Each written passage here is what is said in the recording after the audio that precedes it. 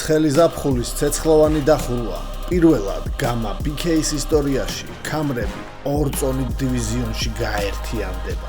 4 ჩემპიონი ერთმანეთის წინააღმდეგ. საღამოს მთავარ ბრძოლაში ერთმანეთს სრულფასოვანი ქამრის მფლობელი ბექა კორტავა და დროებითი ჩემპიონი ბესო ფარჯიანი დაუპირისპირდებიან.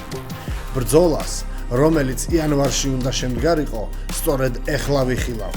თანაც სასწორზე ამჯერად გაცილებით მეტიდებს. 76 კილოგრამის უპირობო ჩემპიონს გამოავლენს ზურა მუკვანისა და ნიკა ნოზაძის დაპირისპირება. ორივე მებრძოლი დიდი პაუზის შემდეგ ბრუნდება და ორივე მათგანი დაუვიწყარ სანახაობას გვპირდება. ორი სატიტულო ბრძოლის გარდა იხილავთ 7 სარეიტინგო დაპირისპირებასაც. 23 აგვისტოს არ გამოტოვო გამა ფაით სტარტერის ცეცხლოვანი ივენთი.